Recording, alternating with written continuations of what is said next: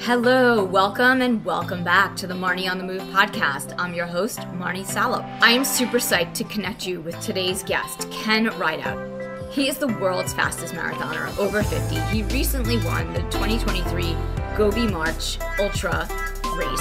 And he's just a super inspiring, super motivating person. So a 6-star marathoner, got his start in athletics in boxing, and the co-host of the Fight with Teddy Atlas podcast. Get ready for a super fun, eye-opening conversation. I was driving back, I'll never forget this day, I was driving back from a race that I had just done, like an Olympic distance triathlon in Connecticut, and I'm like, I'm going to listen to Ken Rideout on Rich Roll.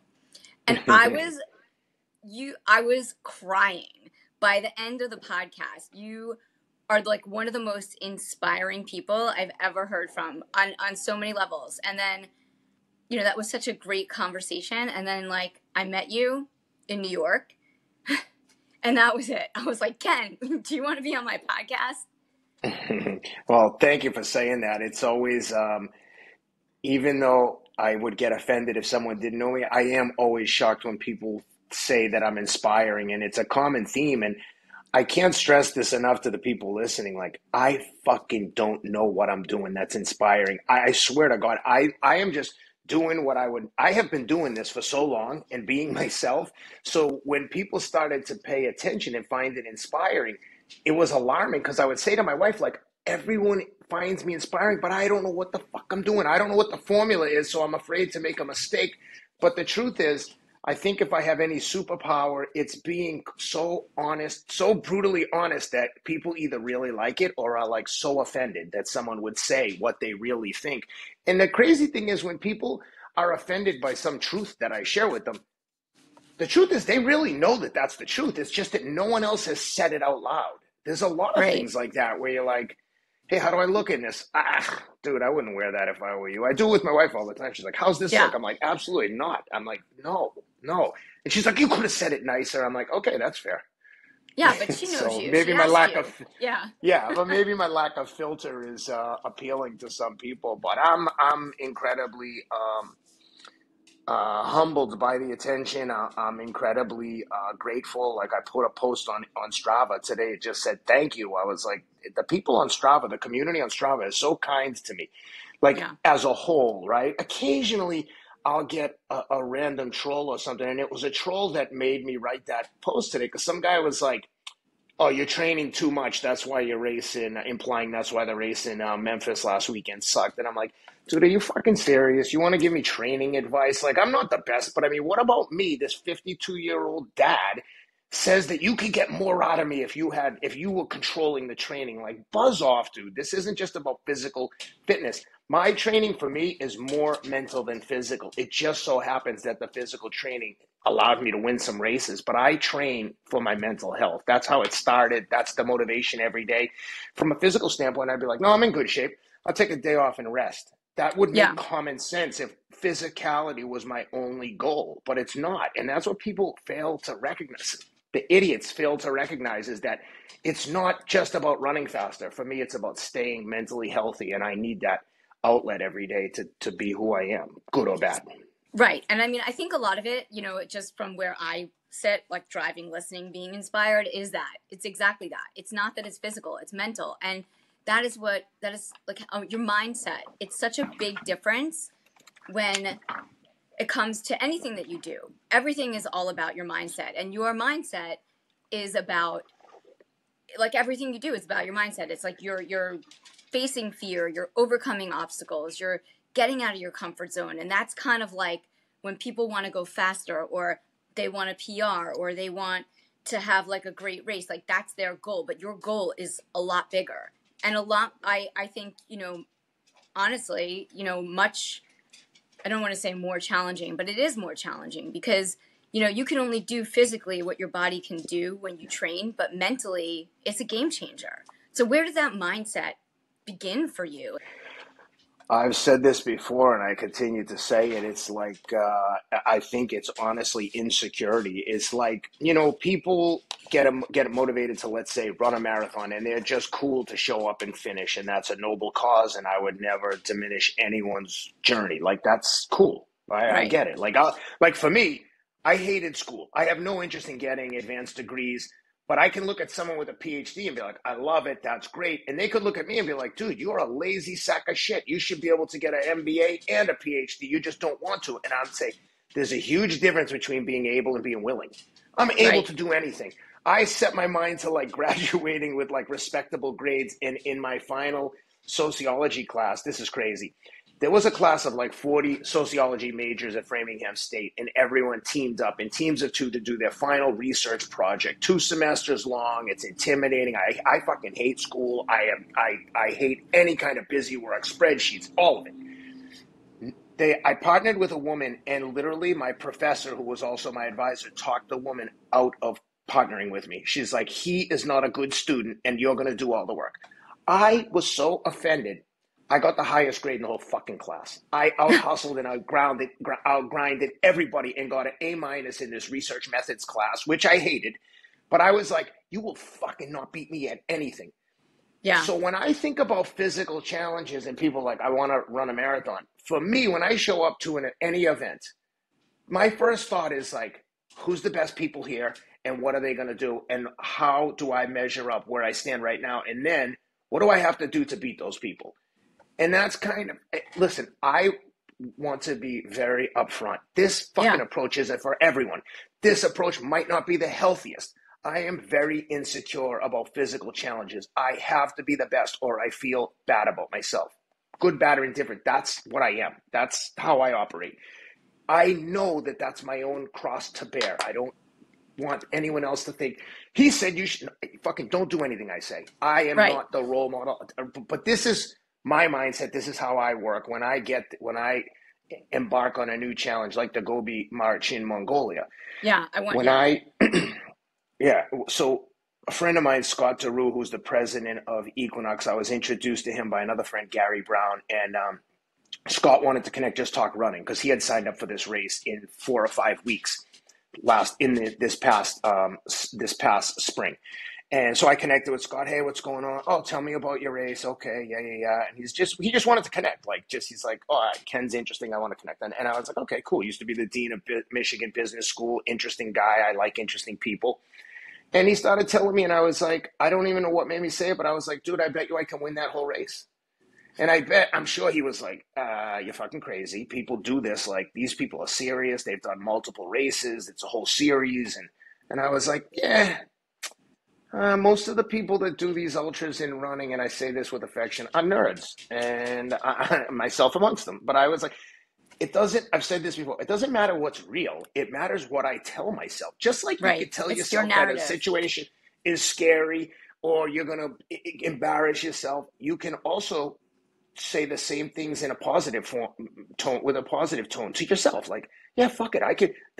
In my mind, I know that I could embarrass myself and get my ass kicked, but there's a voice in my head that's like 1% louder. That's like, no, we're kicking ass. We're not getting kicked. We're doing this.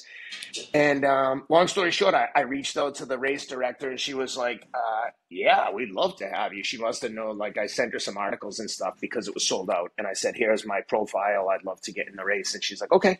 Now, I had never run with a backpack. I had never slept. When I say never, I mean, I slept in a glamping teepee at 29029 with Jesse Itzler's crew, and Mark Hodelick, but I had never like camped like this, roughing it. I'm not interested. I don't like it. The idea of going camping in the woods, I'm like, why the fuck would I do that? I could sit home, watch fights, watch football, play with my kids. Why would I want to like sleep on the ground? So when she said I could get in, there were roughly 4 weeks to go, give or take, but in that context, and I now had to get backpack. It was a 6-day stage race, 155 miles, self-supported race across the Gobi Desert in Mongolia, none of which I had any experience with. I didn't have it, with the exception of physical running. I knew nothing about the terrain, the gear required. And I just set off on a 4-week journey of experimenting with different backpacks. Remember, there's a fucking week's worth of food. So I have like got a 20-pound at the start. It's probably 22 pounds of food, mandatory safety equipment, one change of clothes. The required gear and food was, I don't know how you get around 20 pounds. Like, you could streamline it a little, and some people were pros. So I took towels and bottled water and packed this backpack and made it like between 15 and 16 pounds. So it was still a little bit light, and I struggled like a dog. I mean, I'm running in the Nashville heat through the month of June, and I'm just thinking like I'm gonna die. A Yeah. 50-mile stage with this fucking backpack, I'm struggling on a 10-mile run to run 8-minute miles. And normally I'm like, my comfortable pace is right around 7. So I'm like, man, and I'm working. Like my I heart know rate's you're through the comfortable roof. pace because I ran with you. And I was not so comfortable.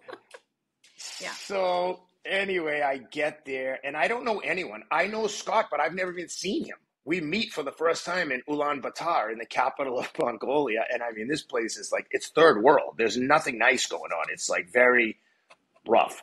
Yeah. Um, rough for me. I'm a big baby. I need to I like to live a posh life. I grew up poor. I don't want to ever live like that again. Yeah. Um, so I get there and I'm like, I mean, I'm scrambling for everything. I'm missing a utility knife and this stuff. You have to have it because they have a checklist of like, do you spread out all your gear? You have a whole day where they inspect everyone's shit. So Scotty's sitting next to me, and I run across the street. I buy this gigantic jackknife thing. It probably weighs 5 times more than it should because I forgot to bring one. But you have to Right. have it. So I get this thing, and one of the other mandatory equipment was face masks and COVID tests. I thought they were providing the test, but they're like, no, you needed your own tests. And I'm like, so I got all my shit spread out, and Scott's right beside me.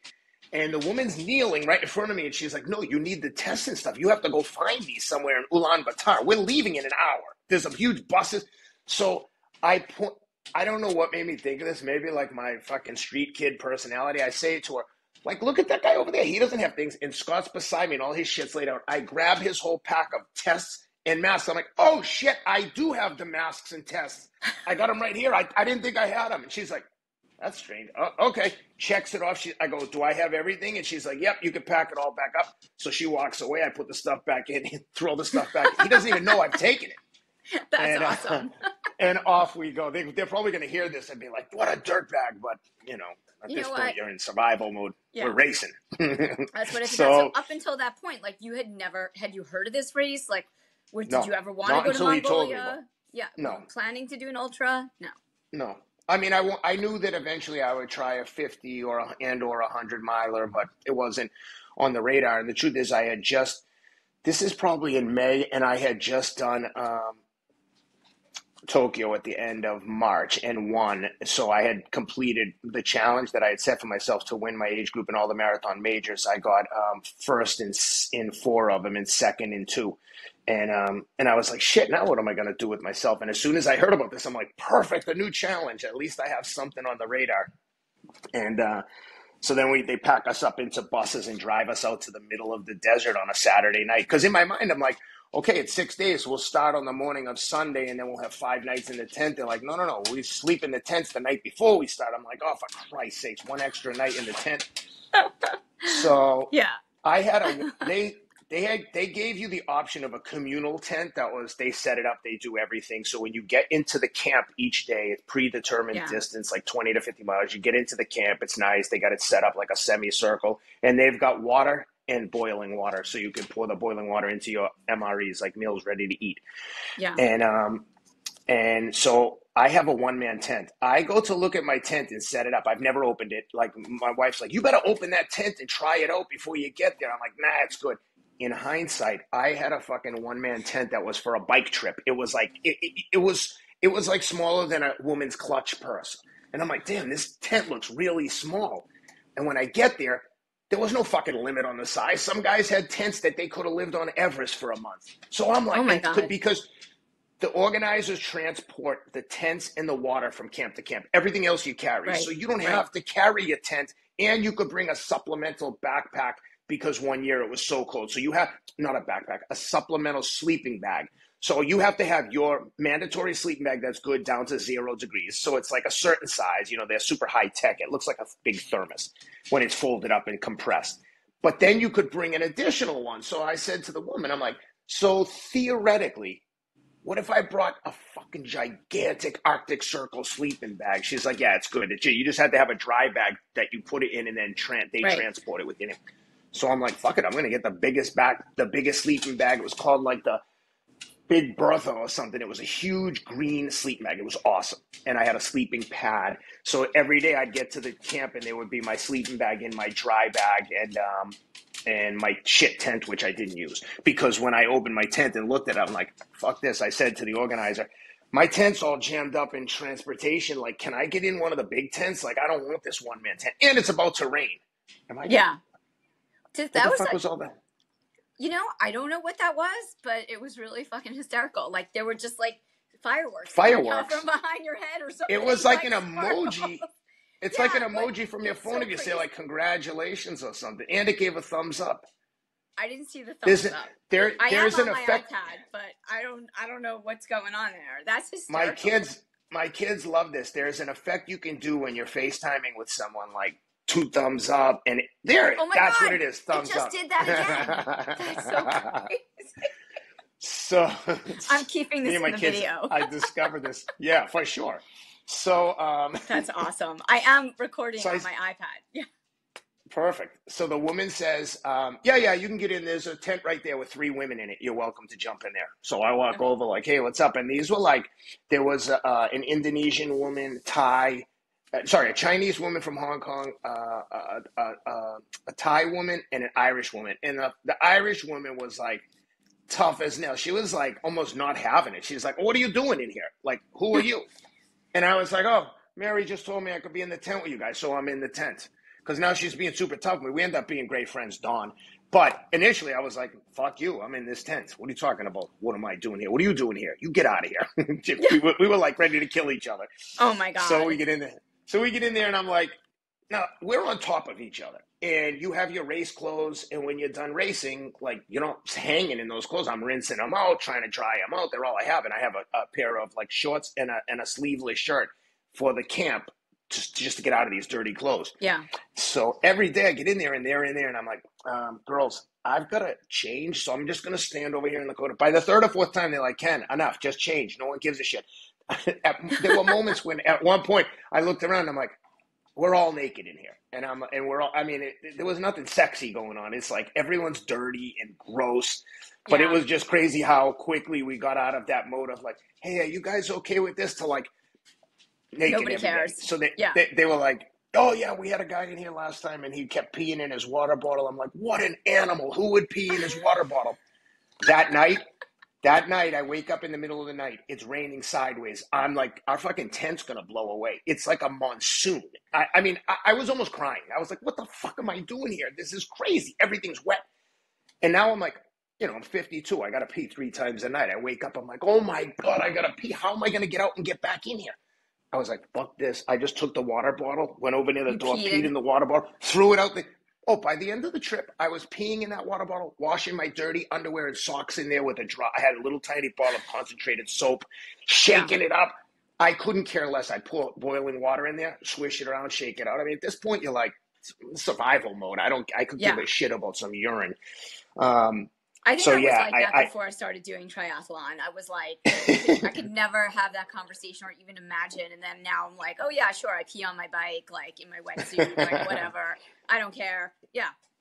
In Tokyo, I had to pee so bad in the middle of the race. I was like, I kept looking for a spot where I could stop on the side of the road, but it's through like, a bustling city. So I was like, fuck it. I just, aid station coming up. This is a good tip for anyone listening. People ask these kind of questions a lot. But I'm just running and it's like, I understand that feeling of like, I can't pee when I'm running fast. But the truth is when you have to pee bad, you will pee. So I'm running and I'm like, I have got to pee. It's like, it's fucking with me mentally. So I'm like, I just stopped peeing. And I mean, it's just like pee everywhere. Shoes are soaked. Everything.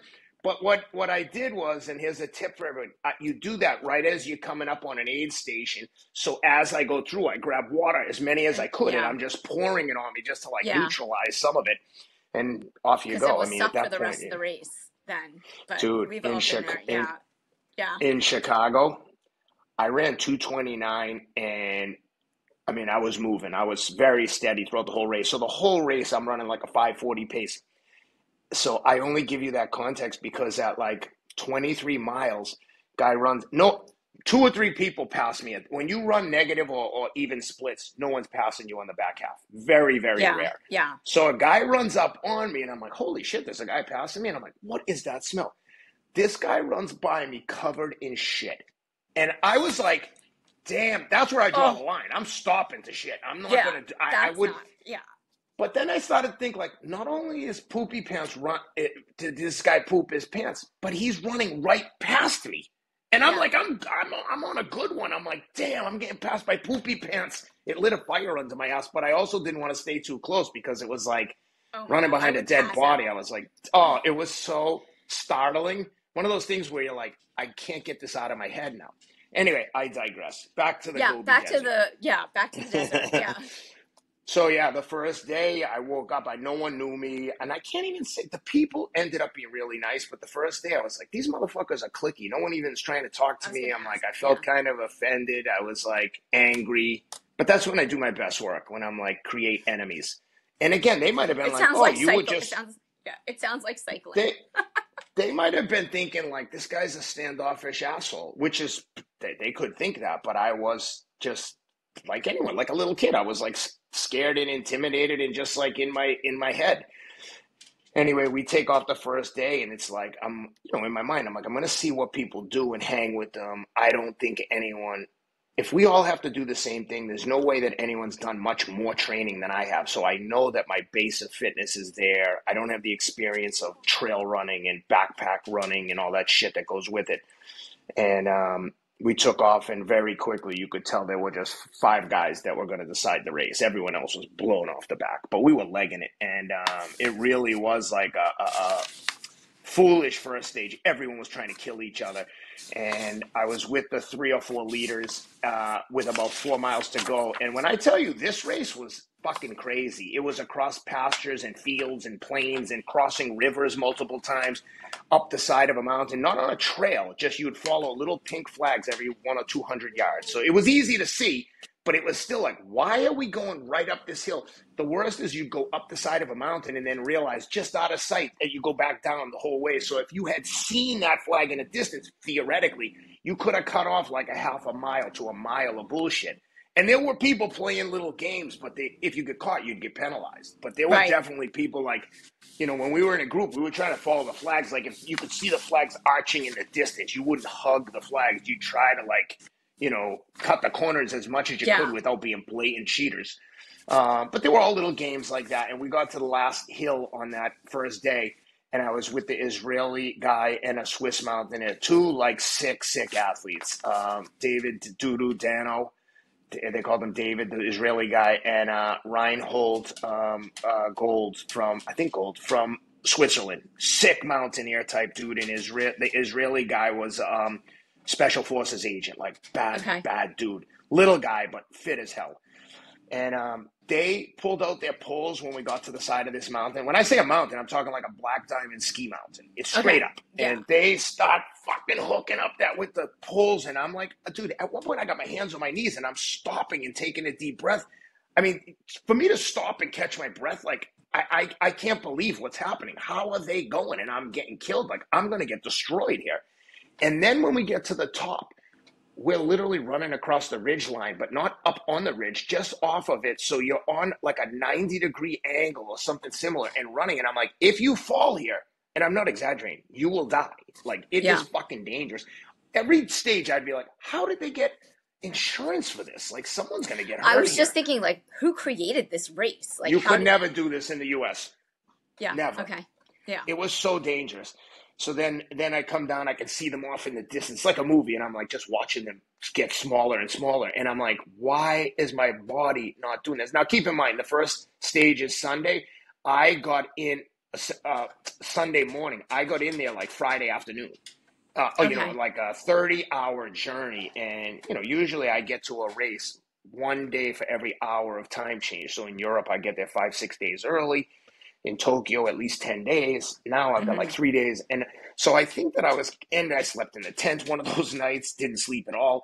So I think that there was an element of jet lag and trying to get my body on track. Obviously, I wasn't 100% flying over there 2 days before this started. I'm not making excuses. Right. I'm just saying, like, my brain was like, fucking go. And my body was like stuck in quicksand.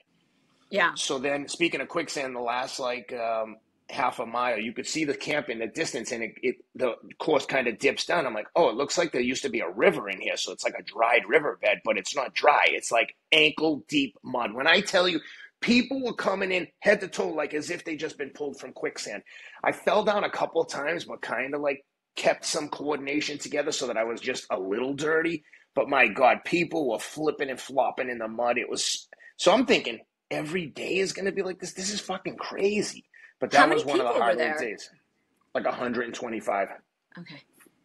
And sure enough, first day, like a handful of people dropped out. I was like, damn, this is a long way to go to give up that easily.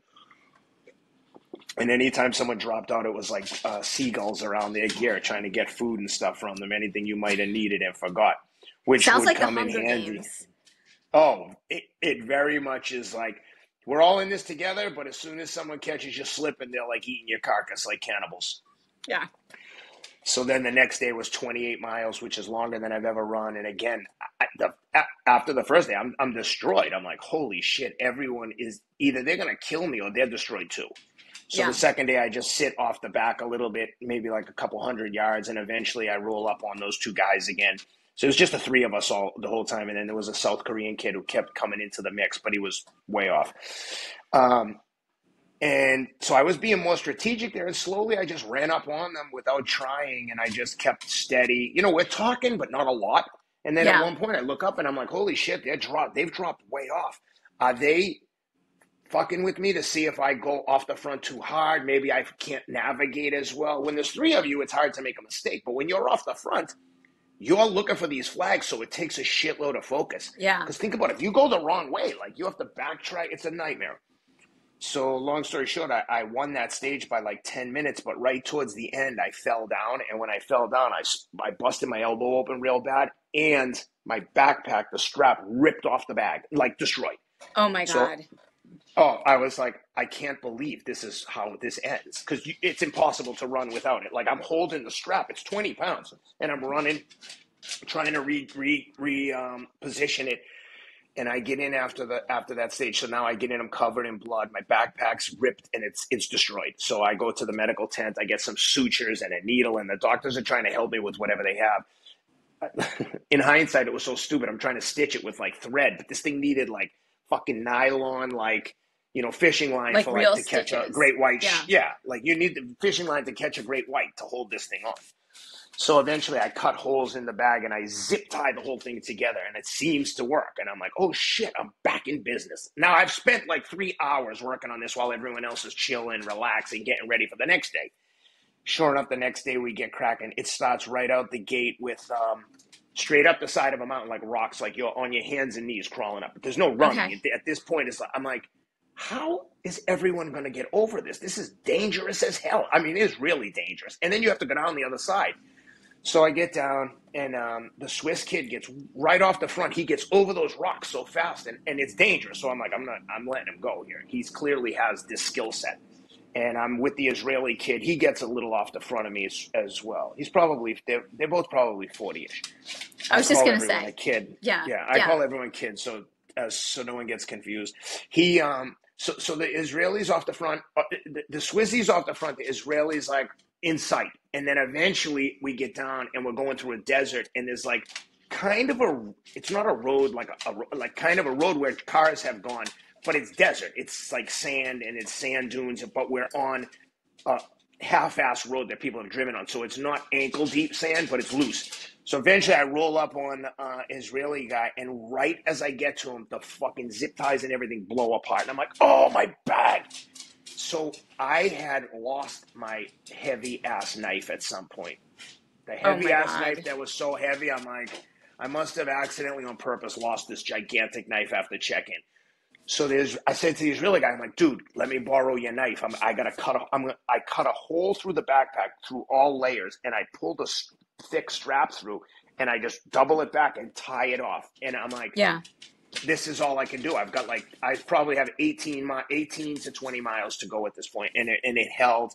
Got in, and then I came in second that day. So now I'm 12 minutes down, and a woman was dropping out after that stage. And I asked her if she would trade backpacks with me because when you drop out, you can't just leave and go home. You're with this caravan. You're with the traveling circus until we're done. We are in no man's land.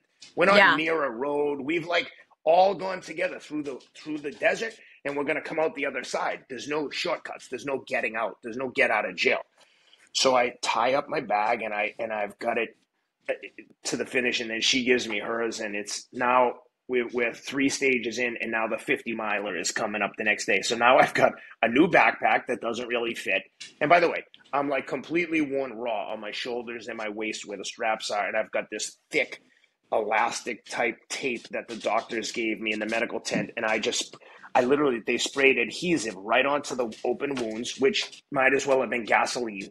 Oh my It burned God. so bad, and then stuck the adhesive right on it so it wasn't coming. So now it's like glued to my wounds, but it's not like tearing the shit out of me anymore. So I'm just like bandaged up, and we're not showering, so I don't have to worry about changing the bandages. And 50-mile day. That's insane. It pissed down rain the night before. At one point, right before everyone got in, because there was such a gap in where everyone finished, I was in the camp with the Israeli and the Swiss guy, and we're standing there looking around. And all of a sudden, like a squall comes through. It fucking takes like 4 or 5 tents and throws them into the desert. Just lifts them up. I'm like, oh my God, if you were in that tent, you might die. It lifted the tent and launched it hundreds of yards. So I went over to the tent quickly and closed all the windows, because my shit's in there. I'm like, I don't want all my gear to blow across the desert. So I closed all the windows and doors airtight so that it couldn't, like the air, if you had the door open, the air would get in there, fill up the tent, and then lift it off. So the next day I got my new backpack. We got a 50-mile stage. And by the way, less than a mile into that 50-mile stage, we cross a river waist deep. So your shoes and socks are soaked at the beginning of the 50-mile stage, which was so funny because you think about the start of a marathon, everything's perfect. My shoes are tied just right. Here you're like, like special forces. Like, all right, listen, we're going to fucking go through the swamp, and then we're going to get up and start navigating. Like, won't we be soaking wet and dirty and cold after we get out of the swamp? Yeah. Don't worry about that. Minor detail. That's what it was like. So at this point, are you thinking, like, at this point, like, while you're doing all of this, are you, like, internally sort of, like, freaking out? Like, holy shit, I can't believe this is happening? Or are you, like, laughing because it's so absolutely phenomenally, ridiculously crazy that you're in this situation and, like, you volunteered to do it? I wouldn't say that I was laughing, but I certainly was thinking to myself, I will never do this again. And I was crossing the days off a little calendar that I had drawn onto the back of one of the safety equipment packages that I had as a goof to the girls. And I'm like, one more day down, girls, one more day till we get released. So I was treating it like a jail sentence. And I was like, I'm never doing this again. But that actually helped me because in my mind, I'm like, I'm never going to do this again. I fucking promise you, I'm not leaving here with regrets. If I lose this race, because I know if I lose, I'll want to do it again to fix it. And I don't want to do it again. Because that's what happened to me the first time I went to Kona. I didn't finish. And that's what basically transformed my whole journey into endurance sports. The first time in Kona, I got out on the run and just quit. I was just like, I'm getting fucking killed. I have a terrible result. And I convinced myself like a professional athlete, like, you're not going to be in the money, quit. And I'm like, who the fuck are you to quit at anything? I walked back crying, and I was like, I can't believe I've done this. Immediately, I had regret. And I was telling my wife, literally with tears in my eyes, I'm like, I am a fucking everything that I detest. I'm a quitter. I can't believe this. I have no fucking guts. I'm disgusted with myself, and I really was. And I don't say that for effect. It's just the truth. And my wife's like, fucking do it again then. She hates triathlon because it takes so much time. But she's like, if it's going to impact you this much and you really believe this, fucking do it again. Like she was like tougher than I was. And I was like, right there, I was like, I'm doing it. I went and qualified the next year in Whistler. I finished like second or third in the age group, went back to Kona, did a 9:39 and was like off to the races. And then a year after that, I qualified a third time in Wisconsin, and I won my age group there and was like 6th overall. And that was like the best Ironman race I've ever had.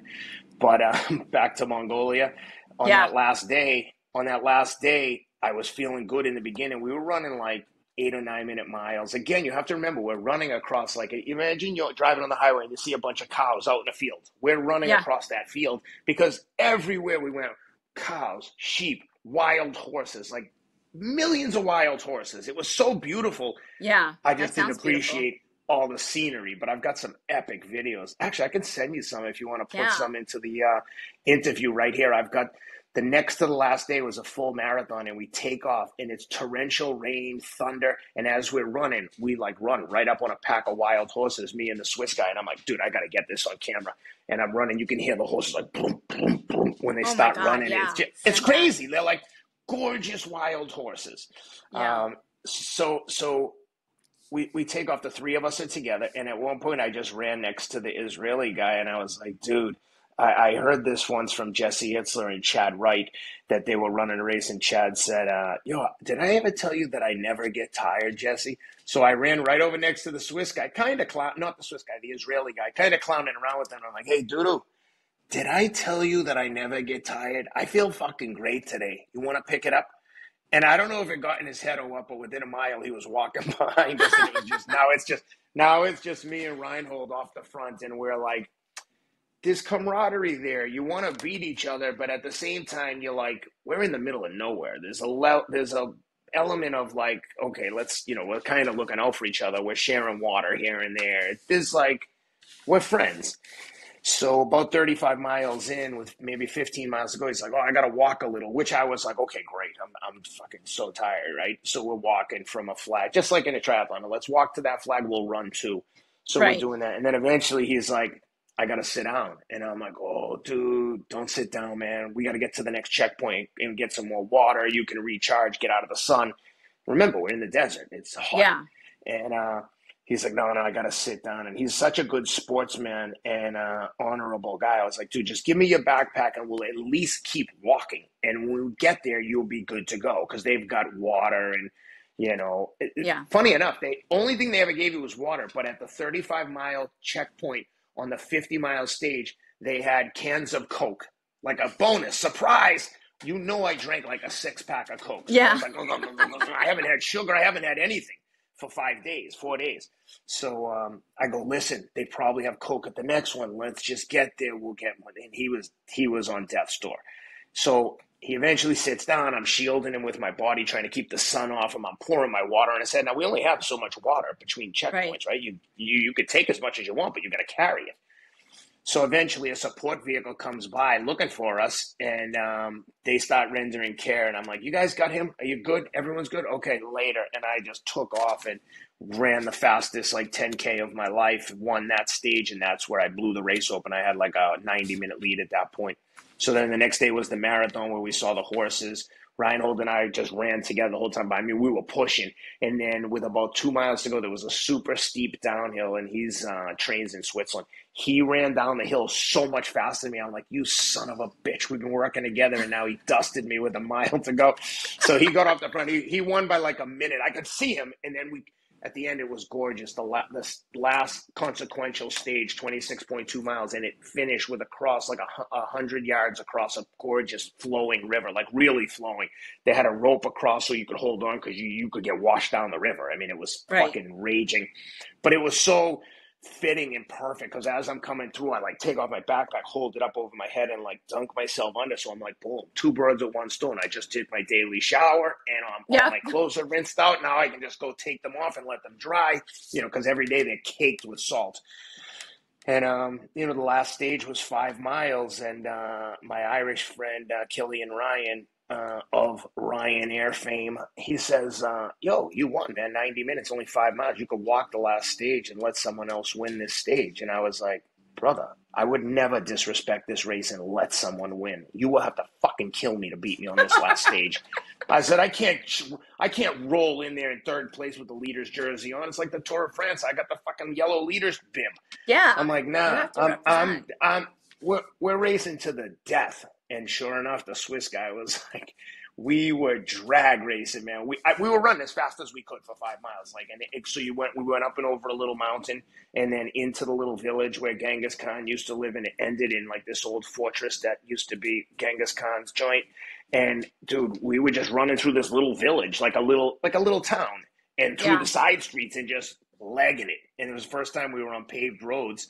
And yeah, I came in first there, and they had pizza and beer. And I'm not even a drinker, but I think I drank like 4 or 5 beers. Ate like no shit. I ate 2 full pizzas, Yeah, I was gonna and say, they were like, what was just the first thing you ate when you came back? You oh, must have been starving. I couldn't wait to have that pizza. And then the worst part is then we get back on these shitty old school buses, and we've got like a 7 hour bus ride back to Ulaanbaatar. Everyone's on there dirty and sweaty. And on the ride out there and the ride back into town, I purposely got on the bus super early so I could sit in the front so I could see where I'm going and next to the bus driver, like I get car Yeah. sick. So then we stopped a couple times at stores and people, with people eating Snickers bars, potato chips, just anything, full Yeah. fat Coke, the whole shits. And yeah, that was it. I won. I couldn't believe it. And on one hand, I couldn't believe it. On the other hand, I'm like, get me out of here ASAP. I'm trying to change my flight to the earliest flight out of Dodge. And yeah, it was crazy.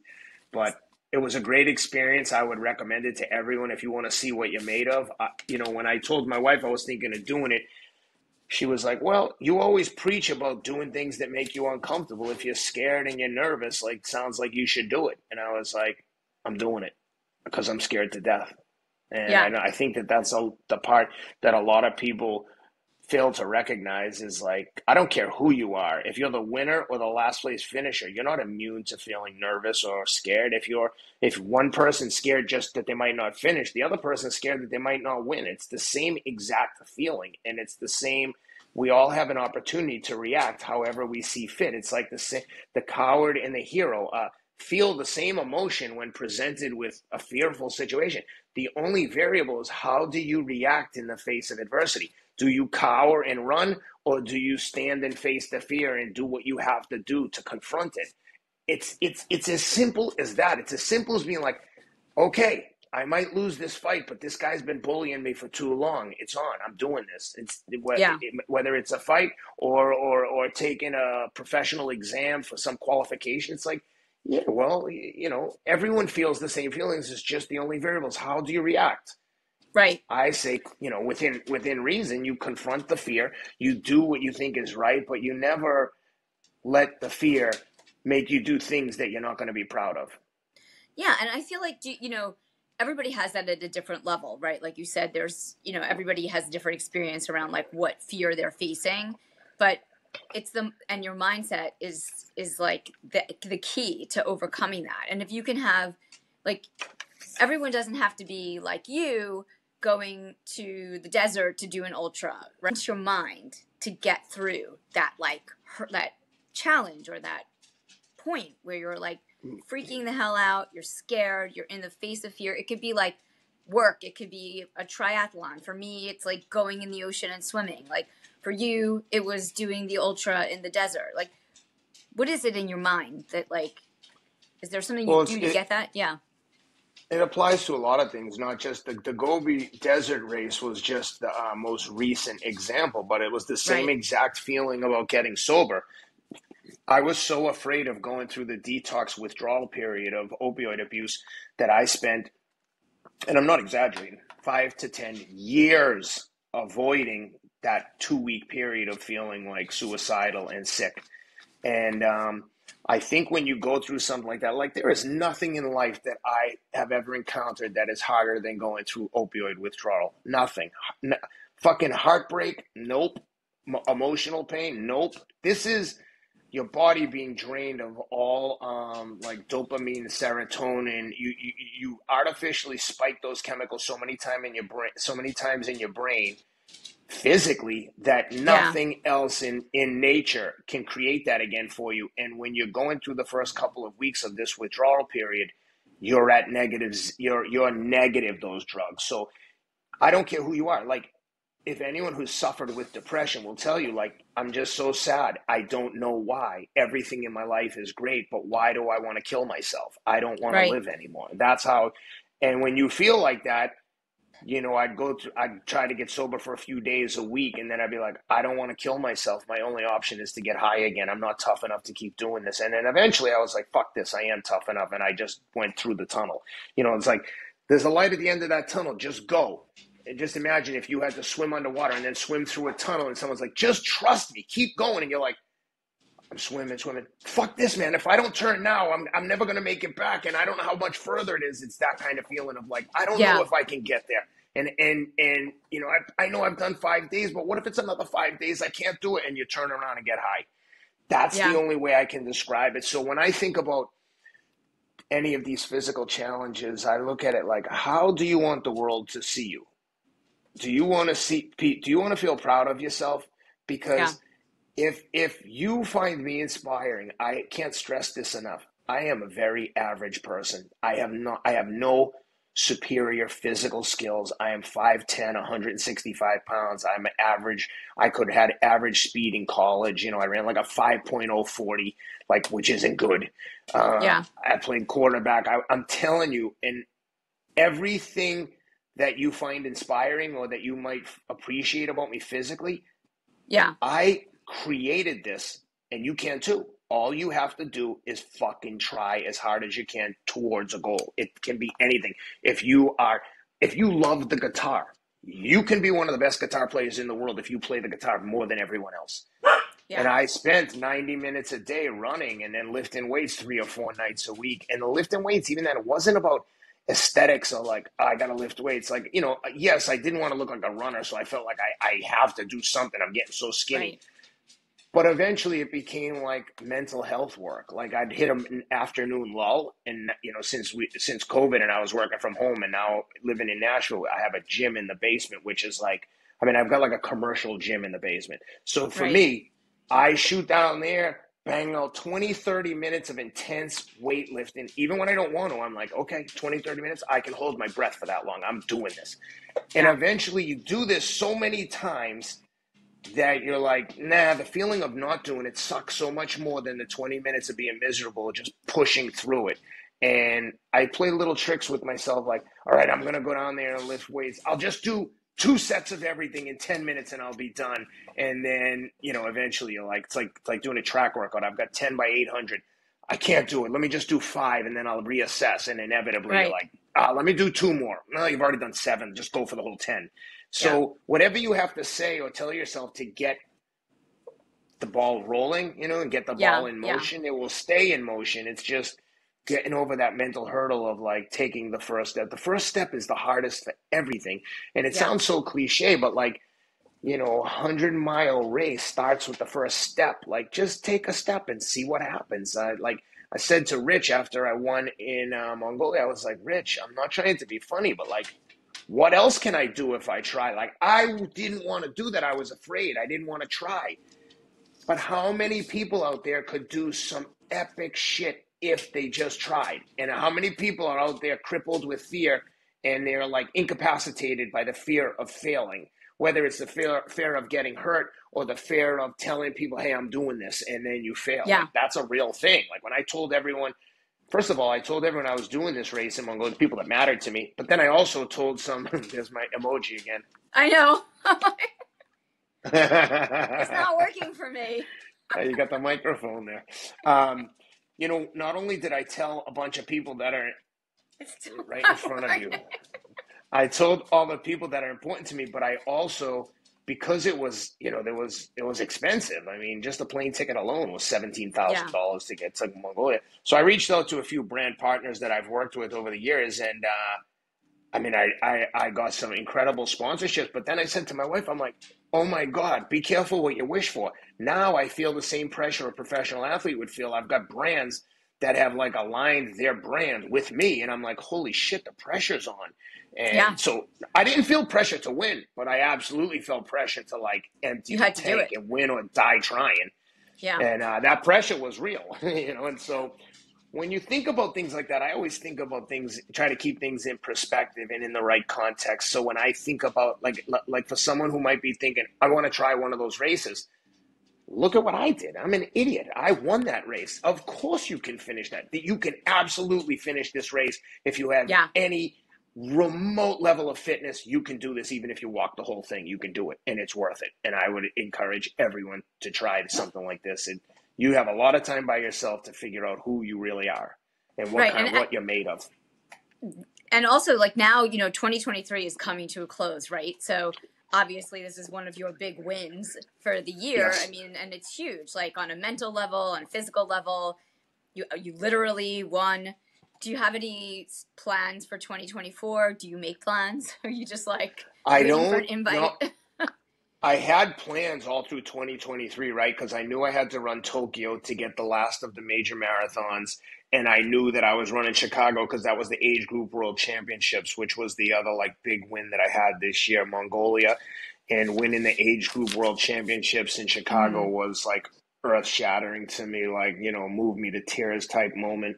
Um, and then Mongolia was in the middle of Tokyo and Chicago, but I haven't thought about anything for 2024. I would like to do a 50 and or 100-mile race, but I don't have any plans. I kind of like having no plans for a little while because I don't feel I need the pressure to continue to push myself versus just going through the motions, because as yeah, crazy as it sounds, like that sharpness required for racing is very hard to get. Like, I'm always fit, right. relatively speaking, but being fit and being sharp are two different things. And as an example, I ran 2:29 in Chicago in October.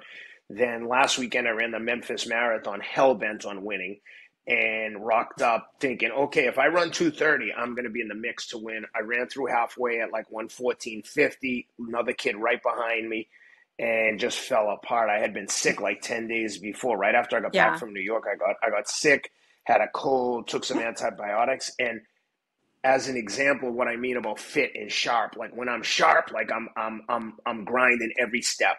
When I'm fit and not sharp, I'm surviving. And I end right. up running 2:34 there, coming in third, which fucking blows because the kid won with 2:30.20. It stinks to have the opportunity, if I had executed, to possibly win a major Yeah, marathon like the Memphis Marathon, and then to not win. I mean, second or third really doesn't matter. I only wanted to win. But right. again, I'm not saying this to other people like, Right. fuck This is this you. guy. This Who's is he your think he is? MO. This Yeah, is it's me. fine. Like, if this is You my have to do personal you. goal, Yeah, I'm just sharing with you what I'm thinking, whereas other people might not be bold enough or confident enough to tell you the truth. Like, this is the right. truth. This is what I think. And by the way, can I just tell you, the day Yeah. before the race, if you like, just another example of how incredibly lucky and grateful I am and how much gratitude I have for the sport of running. Night before the race, I posted a message that I was racing for Release Recovery, a addiction recovery center in New York, founded by my friend Zach Clark, who won the Bachelorette a few years ago. Great kid, into running and recovering addict, crack and heroin, like hardcore addict. Like, Wow. I was like, I like you, man. If you're gonna do it, let's do it. Let's be real addicts. I say that in jest, but so Right. he's got an excellent program called Release Recovery. So he asked me to represent them, wear Release Recovery on my kit, put out an announcement, try to raise a little bread for them, which I was happy to do. I put that announcement up. I get a voice memo the night before the race wishing me luck from a guy you may have heard of, The Rock. Uh-huh. Yeah, May have heard of him, Dwayne Johnson, 300 million totally. followers. Yeah, I I mean, love him. so the weekend before Thanksgiving, I was flying to New Hampshire. I was speaking to the University of New Hampshire hockey team about a whole bunch of different topics. But I noticed, holy shit, The Rock is following me on Instagram. Like, what? Like, I've never met him. I'm like, what in the hell? I posted a clip, or Rich Roll posted a clip where I was saying, like, you should exercise like your life depends on it, because it does. So I sent, he's following me. He saw that clip in hindsight, and I sent him a DM and I said, "Hey brother, thank you for the follow. I loved your interview with my friend Joe Rogan. Excellent job. Kudos. Yeah. Big fan." Fucking immediately sends me a voicemail. "Hey brother, Rock here. Oh Appreciate your my. message on Instagram." He's like, "I gotta tell you, I went on your page and I loved it. I hope he doesn't mind me sharing this if he watches Marnie on the Move." And he was like, I doubt he does. uh, he But you was never like, know. "Hey, listen, I got really inspired going on your Instagram page, and I'm ready to run through a brick wall. I'm going to go hit the gym now. Keep doing what you're doing and inspiring, brother." So I'm like, holy shit. Now, I don't want to be like a fangirl, like, ugh. This Yeah, is what yeah. drives me crazy about Instagram. If someone sends me a nice message, I respond, and immediately they hit me again, like, "What do you think's going to win the fight?" I'm like, pretend we're dating, dude. Don't fucking be so responsive. Like, Play it cool. I'm It's like, like wait, did I respond to too many emails today no, quickly? Yeah, yeah. when people are Yes. too responsive, it makes the other party feel nervous. Like, dude, I Yeah. don't want someone who's like too excited about being friends. I want to be friends with everyone, but not if like I'm a quickly your best friend. So a couple of days later, I sent him a message actually regarding this coming week. I said, "Yo, I'm gonna be in LA with my man Jelly Roll for. I'm going to LA with Jelly Roll to do a few things, including the UFC in Vegas next weekend." And I was like, "Let me know if you want to get together for a workout or something." Immediately, so that was like a day before the Memphis Marathon. So he responds back, goes, "Yo, I saw your thing about release recovery. I had no idea you went through this stuff. Like, good for you. Keep it going. It takes a lot of balls to share how you really feel." Like, it was the sweetest message. And then he's like, "Yeah, man, I'm supposed to fly to Hawaii on the 14th, but let me know if I'll let you know. I'll try and Yeah. come link up with you guys before we fly." And of course, I was like, "I can do the 13th too. I'm going to be out there on the 13th." So anyway, the point Yeah. is, like, because of this stuff and sharing these, like, sharing my kind of journey, which hasn't been the most comfortable experience, getting comfortable sharing on social media, it doesn't come naturally to me. But what a reward to like get the attention of a guy like my kids forget it. It was like, Yeah.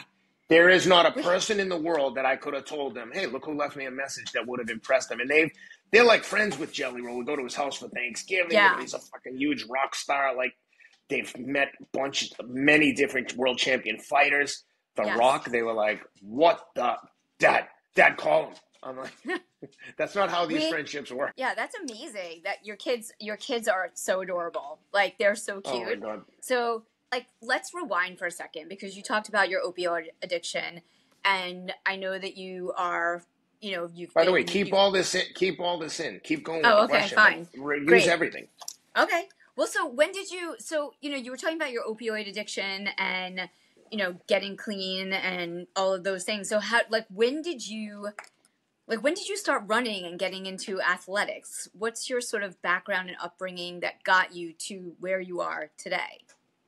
Yeah. So I started when I moved to New York. I was just doing the regular like workouts. I boxed for the New York Athletic Club. I was running a little bit. I bought a bike at some point because I had like some IT band issues and I didn't know anything about running. So I was like, "Why is my knee hurt?" And I got a bike, and very quickly I was like, "I like this bike riding." And there was some nerds in my office, and I was working in banking, who were like really into biking, and they were like, they were gonna like, in their mind, they were gonna show me how to ride bikes, and they were really into it. They had their whole kit. I didn't have a fucking helmet. And as soon as I went for one ride with them, I'm like, "Oh, either they're crazy thinking that they're good, or I'm pretty good at this." And it was probably somewhere in the middle. Like, they were pretty good, but I was like, I was willing to suffer. And I realized quickly the same thing with running, that if you're willing to work hard on training days, you'll kick ass in races, because the races, like, that's like a beauty contest. You get to go and show off all the work you've done. The work's done months before.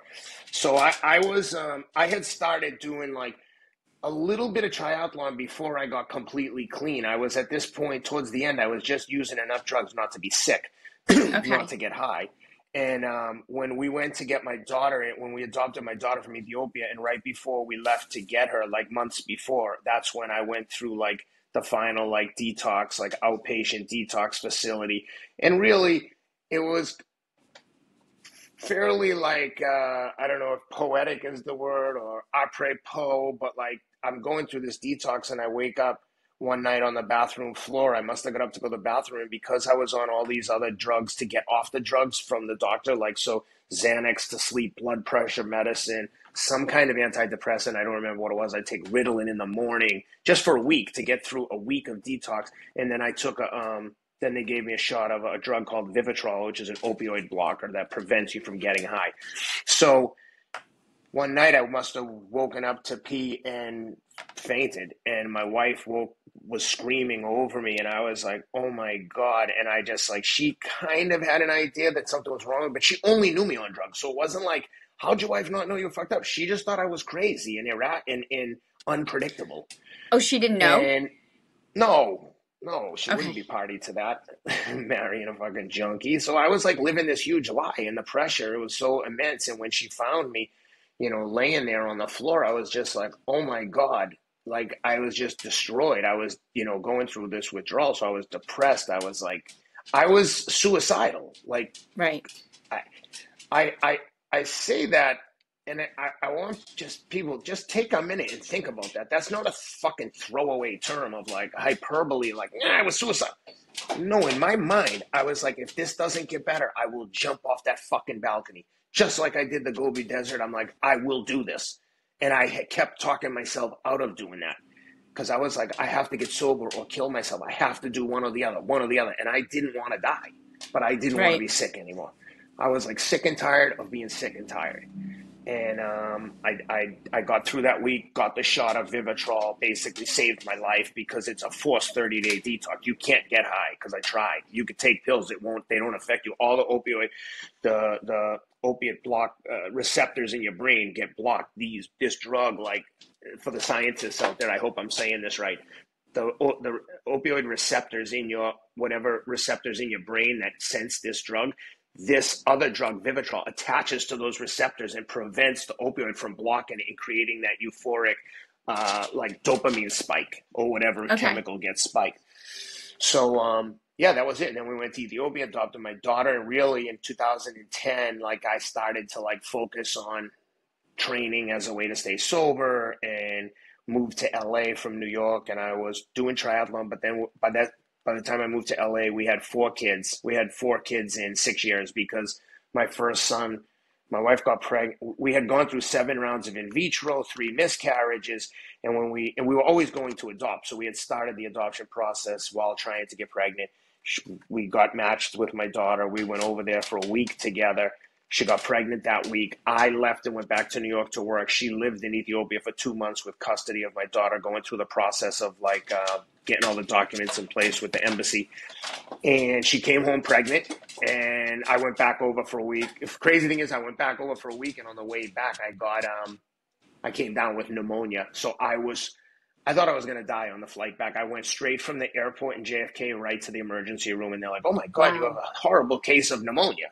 And I'm like, I probably killed everyone in the damn guest house I was staying in.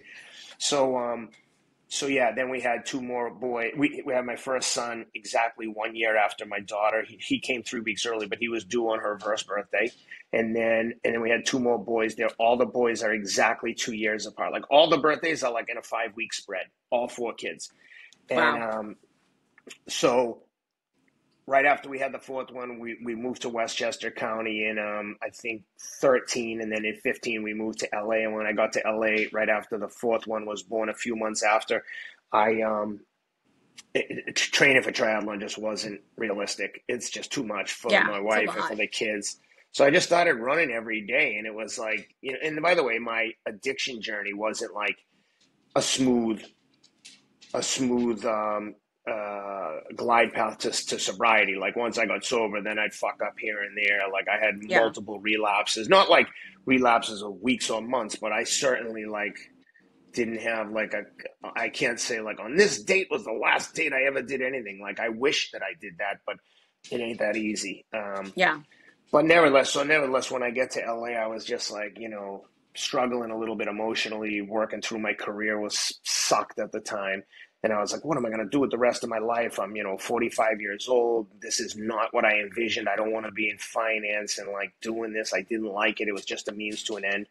And I was just running for like mental health stuff. And that's when I started focusing on marathon in like 16, 17. Really in 17, I started to like, I'm going to run, see how fast I can run. And it went quick. I went from like a 2:45 marathon in like 15 in New York. And then I ran a 2:40 in LA in like 18 or 19, and then 2:33 the next time out in Tucson. And then I was stuck there for a year and a half or so, and then I started working with Mario Fraioli, and I got down to 2:28 at CIM in 2019. That helps you increase your speed. Well, to get down to 2:33 from like 2:58, 3 hours, I just ran a shitload of miles. That was it. I never went to a track ever. I would do my 10 to 12 miles every single day, but I had a 10-mile route every day in LA. It's on Strava back in like 16, 17, 18. You can see everything. I've posted every workout I've ever done is on Strava. I was running like 10 to 12 miles a day with 1,400 feet of elevation gain on trails in the mountains. I was like strong. And Yeah. then I would go, then with 10 weeks before a marathon, I'd go down to the beach once a week, and I'd run from Palisades way over to Marina Del Rey and back, like, 20 to 22 miles. And I would do every single one of those runs. I'd just do as a progression run. I'd start out at, let's say, 7-minute miles, and I'd be finishing at like, 5:30 miles. So I'd Wow. be averaging, low sixes for 20 miles, and I'd do that once a week. And just through that, I got to 2:33, but then I couldn't get better. And Yeah. for a year or so, and then I started working with Mario, and then we started training just like a professional marathoner would run. But where they might run 120 to 40 miles a week, I was doing like 90 to 100 for 10 weeks. Okay. So you increased your mileage a lot, your weekly mileage, and then like. I wouldn't say that I increased it a lot with Mario. I had increased it a lot on my own. And when I met Mario, we started to get into some science-based training programs. So I would do track workout on Tuesdays, my long run. I'd either do 2 track workouts a week or 2, let's say, speed work. I would do, right. fartlek workout, a track workout. If I did 2 workouts in the week, then the long run would be just a steady progression run, not killing myself, just long miles. Right. And then the next week would be like Wednesday track day, Saturday like structured long workout, like 10 miles at 6:30, and then 3 sets of 3 like this: 5:45, 5:35, 5:25. Back up to 5:45, 35, 25. Okay. So, the 5:45 mile was becoming the recovery mile, and the work mile was 5:35. And the first time I did that, I was living in Philadelphia, and me and Teddy Atlas were training a kid called Alex Vosnick for the light heavyweight championship of the world in a huge pay-per-view fight against Artur Beterbiev. So I was training. It was my training camp for the race, so I was training like crazy. When I finished that workout the first time, I literally collapsed underneath an overpass on one of the parkways in Philly, and I was like, "I'm gonna die. I'm gonna drop dead." I did the workout, but I was like, It's August. I'm gonna like drop dead. I feel awful. Yeah. I don't even know how I'm gonna get back to the hotel." But I just kept doing whatever he told me to do, and the first time we did a race when he was training me, I ran 2:28 low. Wow, that's amazing. I mean, and especially like as we're getting older. I mean, to be able to. I mean, everything is possible. I believe it's just like how much work. But remember, I had no mileage or metric to measure myself as a young man. I never ran. I never did competitive running ever. So when people say it's crazy that you got fast that old, number one, I'd say, what other people that age have made this kind of commitment? I'm like an N of 1. Who else has done this? It's very easy for people to be dismissive of like, "Oh, this doesn't make sense," and hint that something is amiss. And I'm like, well, dude, who else has done this? I wasn't a runner, so it would make sense that if I started pouring it on that I would get better. Yes, I'm getting older, but I also don't have a shitload of miles in my legs, and I've never really reached my peak performance. And right. I have always looked and felt a little bit younger than I've been. I have some friends where, they're 35 and their hair's all gray, and I'm like, damn, that guy looks old. He's fit. Yeah. But some people just age differently, and I don't know. I've been lucky. I take good care of myself, with the exception of abusing drugs for 10 years. But I was never a big drinker.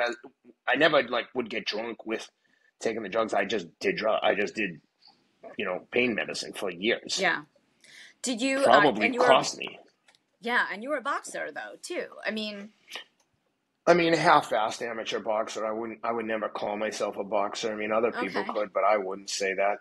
But I played hockey and football in college. I was a very active, athletic person, but never had extraordinary athletic talents, let's say. Yeah, and you also have a podcast, The Fight with Teddy Atlas. Yeah, and I listened to one of the motivational episodes that was really inspiring. I think it's the trailer on your YouTube. Just talking about when you're down, getting up, and I think that was so cool. I feel like there's a lot of metaphors and philosophies that come from boxing that everybody can really learn from. Life is just like a Yeah. Life is just like a fight. Everyone feels the same thing. Like my partner Teddy Ellis would say that the 20 minutes before a big prize fight was the hardest part of any training camp, because that's when your imagination starts to take over. And when you think about all of the things that you can imagine happening to you, negative things, there's no end to it. Like, and Yeah. you could get hit by lightning. Someone could shoot you from the crowd. I mean, think you can get crazy, but the truth is those things aren't going to happen no matter what you think. And it's just as easy to focus that same energy. And this is what I do, is instead of focusing on all the things that can go wrong, I'm focusing on all the things that I'm going to control to make go right.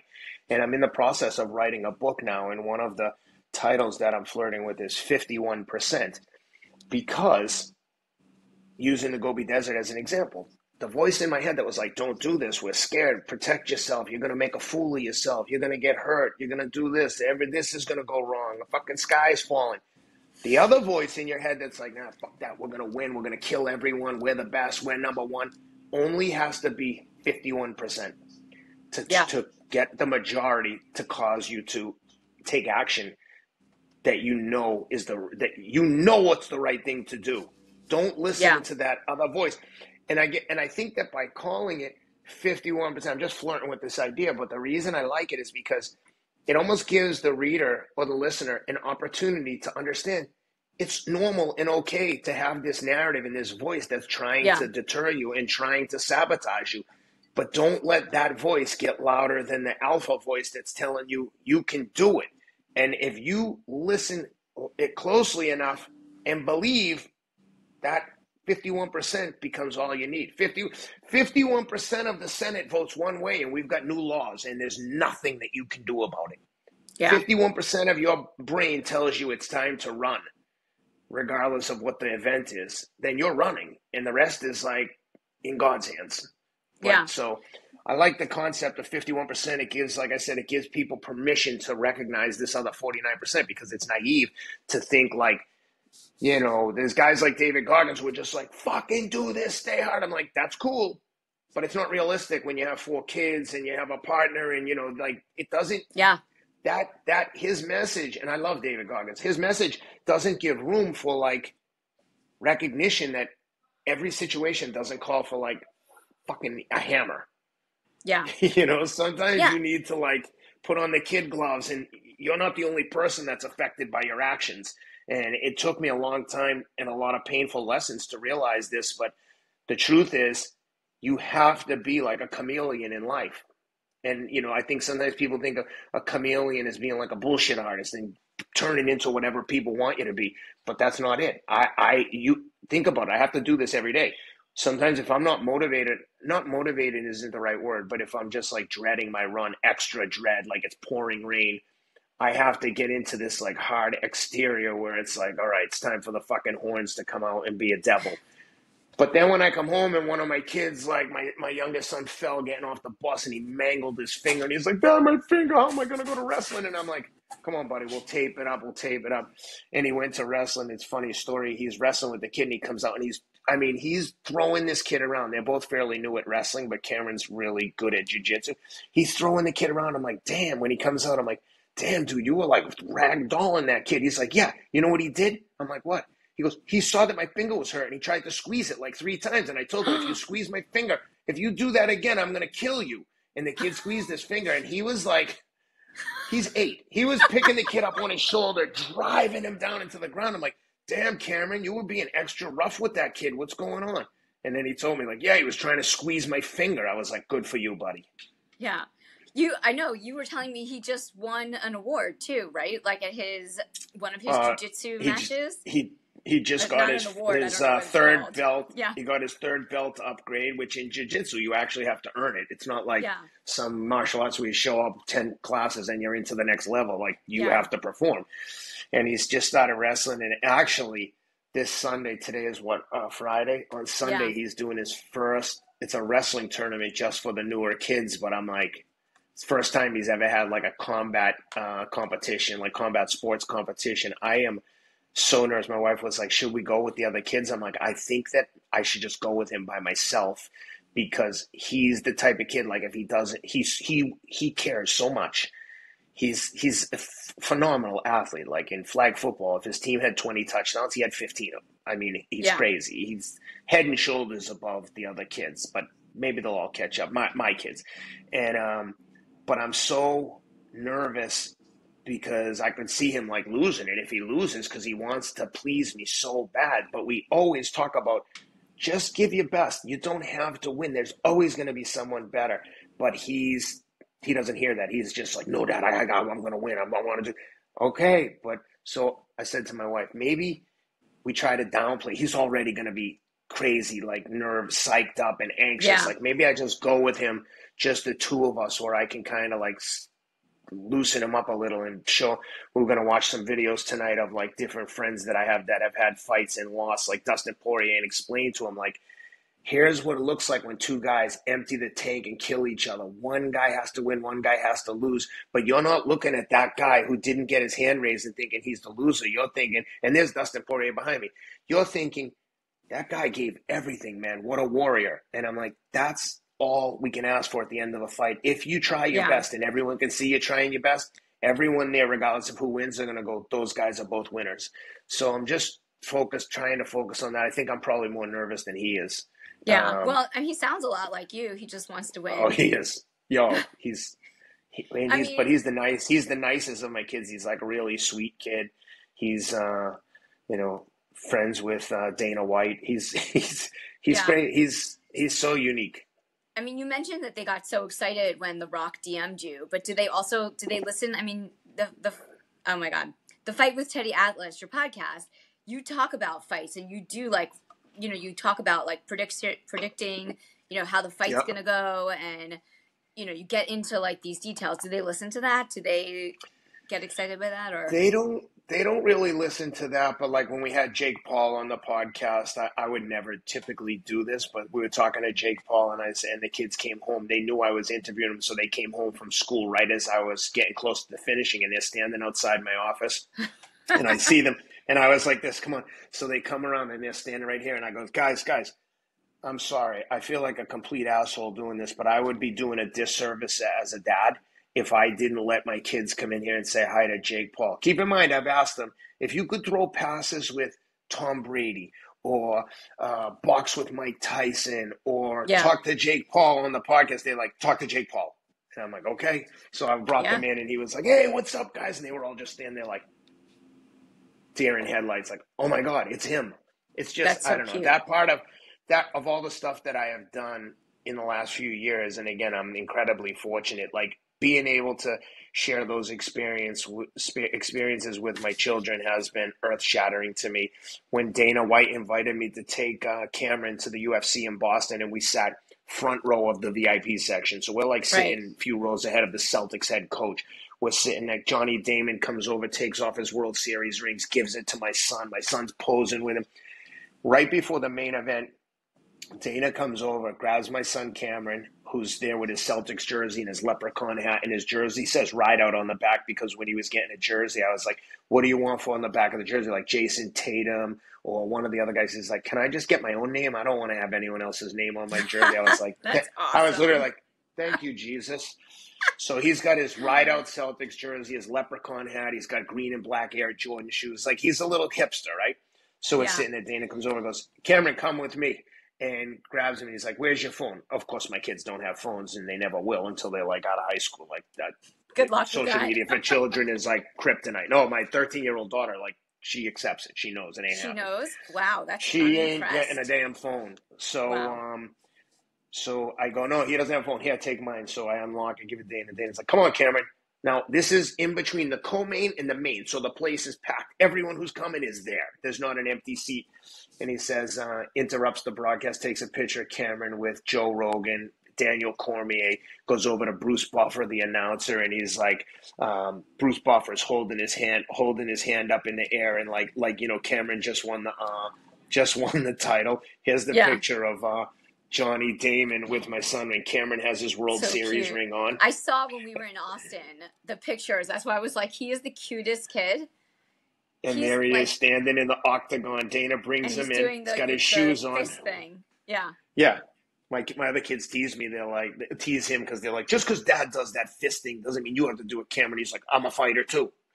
So Dana takes him into the cage with it, and Cameron gets out of the cage and says, Dana, the next time you see me in the octagon, I won't have any shoes on. And I was like, again, thank you, Jesus. But I had moments where I was just sitting there and I'm like, holy shit. I've been to a lot of events and I love fights. That's my favorite thing to go to. But to be sitting there with my 8-year-old son, it's like what I've dreamed of from my earliest age or earliest remembrance of like what kind of things I wanted to do as when I was a dad and what kind of impression I wanted to have on my children. But to not only be there, but to have, and again, these are my people because like my podcast caters to this audience so that they recognize me, which is incredible. And the people are coming over like Johnny Damon and recognizing me. And my son is just like, his eyes are exploding. He said to me at one point after we talked to Johnny Damon, he goes, Dad, I think you're famous. And I said, no, buddy, there's just a few people know me here because of the podcast, but it was incredibly humbling. And, it was one of the best nights of my entire life, by far. Yeah. Top 3 night ever. Just to be there and just see his reaction and the people coming by and fist bumping him. And he's just, it was, I mean, Dana White is just one of the nicest guys in the world. Such a nice guy. So then I'm sure you've read The Power of One. Of course. Have it right. Wait. I haven't read it in a long time, but I feel like I want to reread it now because it was just one of these books. Yes. It was like one of these books. A friend of mine gave it to me, and he was like, you should read this book. I was doing triathlon and windsurfing at the time, and he's like, you should read this book. You're going to really like it. And I'm like, about a boxer? Incredible book. Best book I ever read. I tell everyone to read it.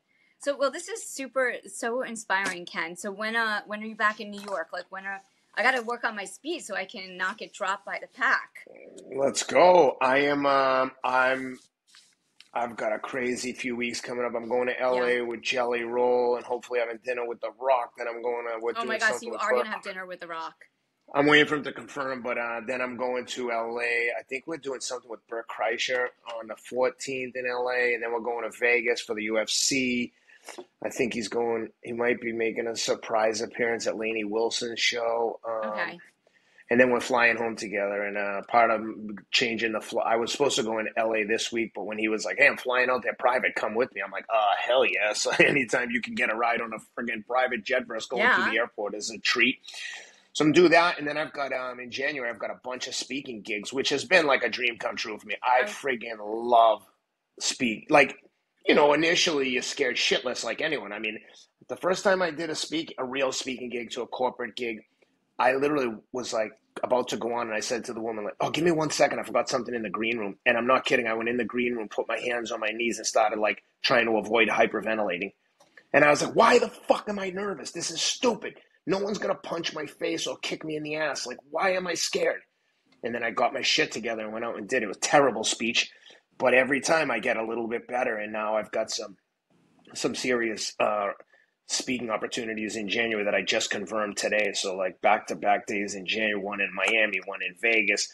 I spoke to the UNH hockey team. I'm trying to do some more team stuff, maybe with some NHL teams in January and February. So yeah, I'm just like living the life that I had always dreamed I could live. And it's finally happened. It only took 52 years.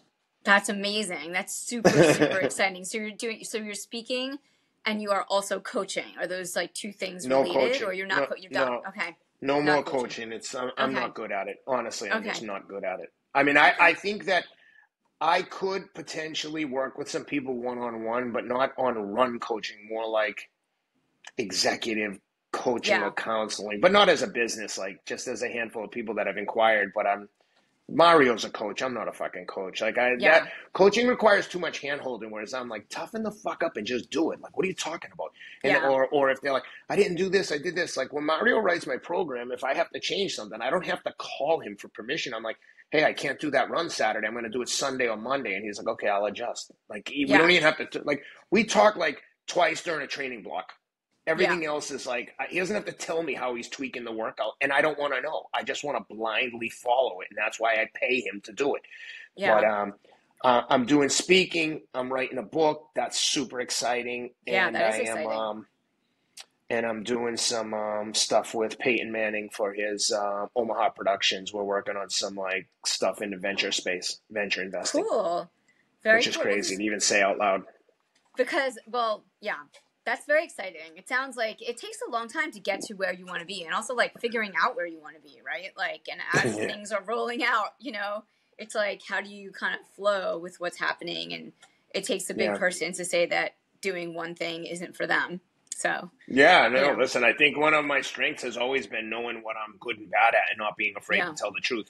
Even when I've taken jobs in finance, as I've spoken with venture funds recently, and they're like, well, what do you think of this? I'm like, yeah, listen, I'm a business development guy, but if you need me to put the presentations together or you need me to analyze investments, I'm the wrong guy. I don't have those skills.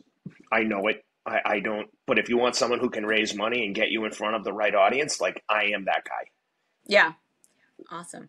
And what are some of the topics that you speak on? I mean, if you want to share maybe one or two. Yeah, I speak a lot on mindset and this concept of 51% of like it's only like a marginal tweak that you have to make to initiate change or initiate action. And it's like when I went to a mental health facility called On-Site Workshops, they talk about a concept of changing just 1 degree. Because if you think about a sailboat in the ocean and you change the direction by just 1 degree, where you end up in 2 days from then is fucking drastically different from if you had gone 2 degrees the other direction. You know what I mean? The Yeah, slightest variation over time becomes massive. Instead of now landing in England, you're heading towards Africa. But when you first started, it was like, I'm just slightly off course here. I'm not going to bother. Just like that can be negative, you can also turn that into a positive. So on a daily basis, maybe it's one thing. Maybe just every single day, like recently, I've been waking up and reading different captions from Marcus Aurelius, like meditations. And it sounds corny and cliche, and I know that, but I don't give a fuck what anyone thinks. I do what I know is going to work. And just instead of looking on my phone or looking on email and stuff, I spend the first like 15 minutes just reading. And over the course of the last couple of weeks, 15 minutes becomes 20 minutes. Some days it's a half an hour. And I get my mind into the right kind of action that I'm looking for the day. Whereas if you look at your phone first and you get like an email that's like, hey, we're not going to hire you to speak. And you're like, God damn it, I wanted to do that. yeah, Now it's like the whole day is set off negatively. And it totally. sounds Yeah, stupid, but think about it. Anyone who's listening, think about what happens if you look at your emails first thing and you get bad news first thing in the morning. It's like, the whole fucking day is like, you don't realize it, but it's that 1 degree shift. 1 degree is like, God damn. So maybe you don't go outside and get some sunlight. Maybe you only run a mile instead of 10 because that email fucked you up for the whole day. yeah, Whereas if you get your mindset right, let's say I'm just using this as an example. You read yeah, 30 minutes of meditations and you're like, that's right, I'm a fucking stoic. And then you get a bad email and you're like, fuck it, win some, lose some. Let me just make adjustments and roll with it. And yeah, off you go. yeah. That's So true. That's small great advice. changes. So Yeah, that's what I talk about in the speech. And I also talk about the fact that it's never too late. At 50 years old, I became, somewhat recognized by people for what? Athleticism at 50? The point isn't I did this. The point is I don't give a fuck what your goal is or what your interests are, whatever it is. You can make a difference. You can become the best pickleball player. You can become the best guitar player, soul singer. Like, pick something. You could learn the most languages anyone's ever learned. Like, there's something that interests you. If it interests you, it interests other people. You'll find those people, and everyone respects the people that are good at the activity they like. If you go to a fucking weightlifting gym, the biggest muscle head in there is the leader of the gym. Everyone's yeah, like, oh shit, here comes Rocco. As soon as Rocco leaves, he's a dummy.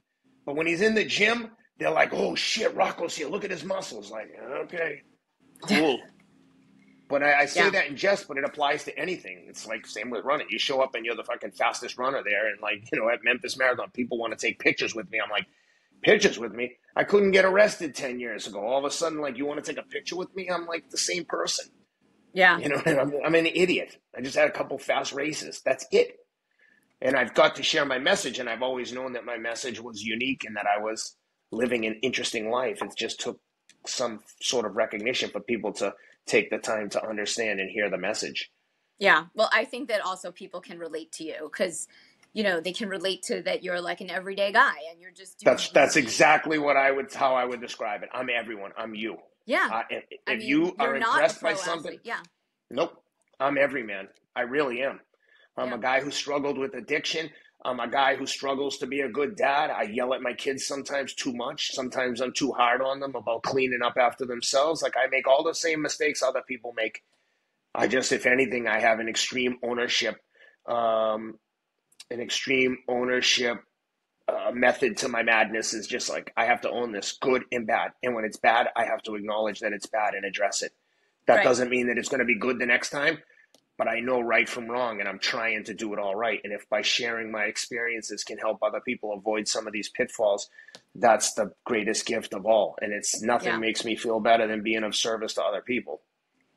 Yeah, I mean, and just to add, because I did say you're an everyday guy, but you also have been working on yourself. So you're not like Oh you're yeah. like everyone, but you're not like everyone because you're putting in the extra work and the extra time, and you have a different kind of drive, and so you make it look accessible, and it is, as you I'm said. glad you mentioned that Yeah, because I want to point out to everyone, if you think you're unique, you're not. We're all the same. And if you think that like you don't need help with mental health, I don't care. The healthiest person in the world has things that they'd like to improve. I think that yeah, there's a natural feeling amongst men to almost avoid talking about or dealing with feelings and emotions, but that's so naive. Like, yeah, do you think I'm less tough because I tell you that, I fucking cried when I was taking my son to the UFC? Like, no one would ever say that. People think this in their head that other people are judging them, and they are.